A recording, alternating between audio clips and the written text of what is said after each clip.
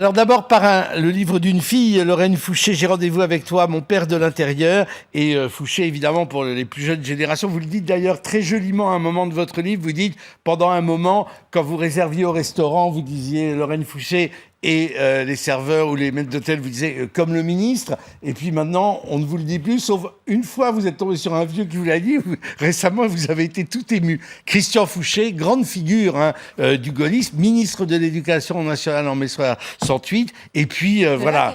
De l'intérieur, qu'est-ce que je viens de dire? C'est parce que je pensais à Payon. Et puis, alors, le petit-fils d'Edgar Faure, secret d'État, secret de famille, Rodolphe Oppenheimer Faure et Luc Corlouer, c'est chez Ramsay. Et là, c'est une autre personnalité, alors absolument insaisissable, dont je cite abondamment, peut-être chaque semaine sur ce plateau, je cite un des aphorismes d'Edgar Faure, parce que je les apprécie beaucoup, notamment son plus fameux, à qui lui reprochait de changer beaucoup d'opinions. Ce n'est pas de la faute de la girouette si le vent tourne, et qui...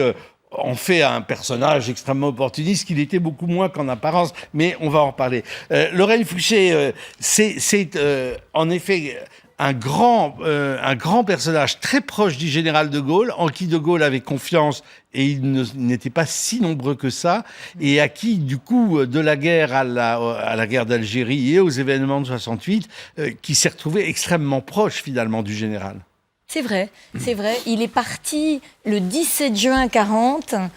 Il a rallié la France libre. Et alors, c'est drôle pour moi d'être invité en même temps que Mais je tenais à vous avoir ensemble. C'est important parce que quand mon père est mort, malheureusement, j'avais 17 ans, en 74, et à l'éloge funèbre qui a été prononcé par Edgar Faure, j'ai découvert ce que mon père avait fait le 17 juin, qu'il ne m'avait pas raconté parce que j'avais vécu avec lui, je l'avais aimé, mais il ne m'avait pas raconté sa vie.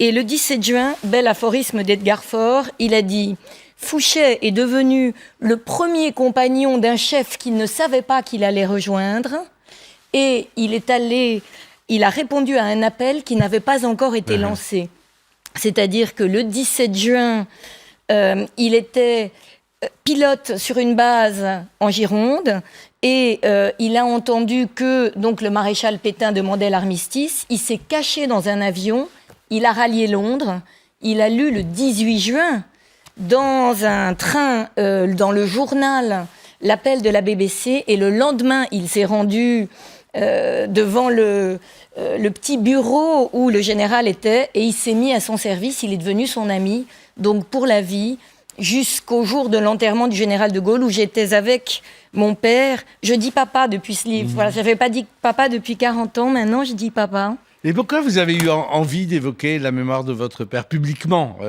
Alors parce que vraiment l'histoire de ce livre commence il y a 1 an et demi dans une brocante. J'étais les petits vides-greniers de l'été, dans la rue devant chez moi. Je regarde, vous savez, les bonnes affaires à trouver un dimanche matin tôt, et je vois le livre de mémoire de mon père. Alors, il avait publié ce livre en 70, il me l'avait offert, mais quand on est ado, on ne lit pas les mémoires de son père.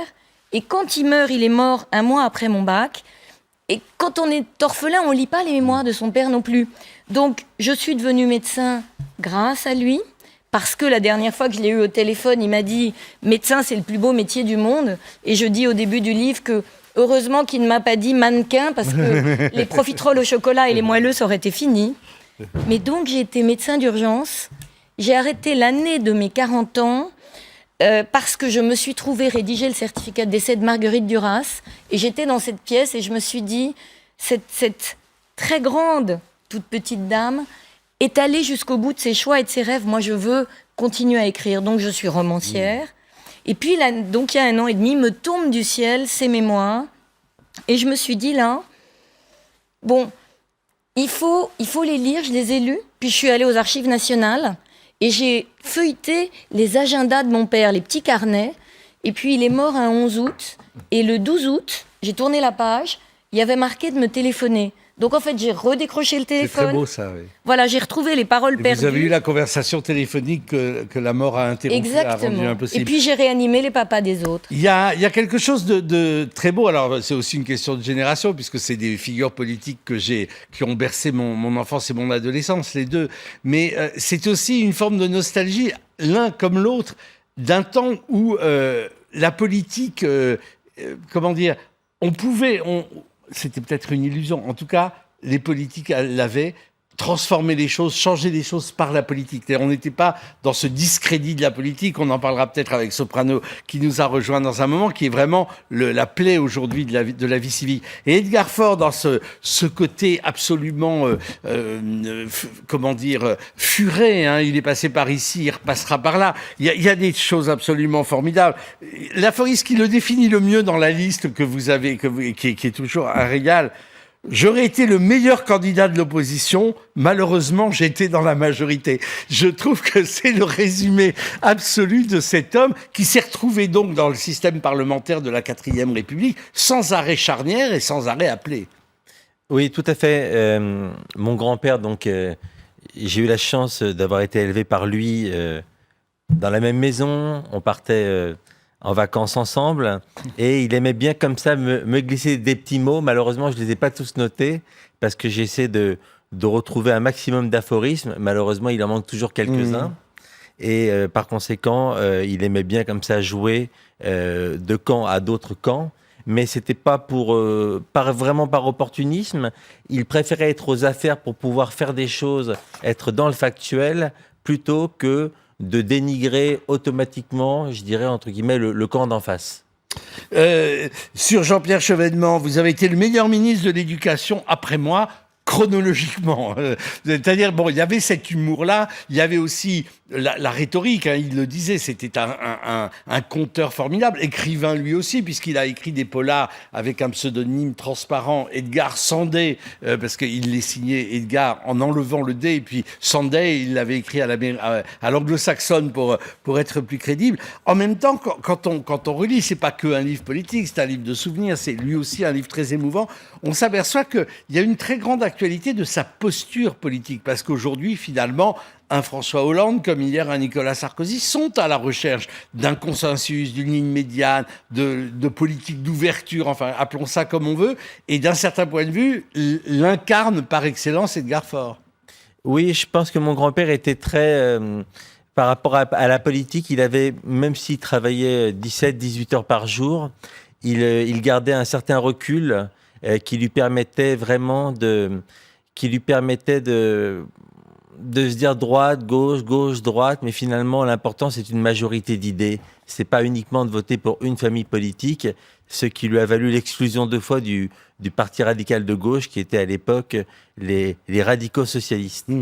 Alors voilà, écoutez, l'immobilisme est en marche et rien ne pourra l'arrêter. Ça aurait pu être le commentaire au débat que nous avons eu tout à l'heure sur l'écotaxe. Et puis, je termine par c'est juste pour vous donner envie d'aller y voir de plus près sur le portrait de cet homme d'exception. 2 hommes auraient pu éviter la Révolution française, dit-il. Turgot, mais il était déjà mort.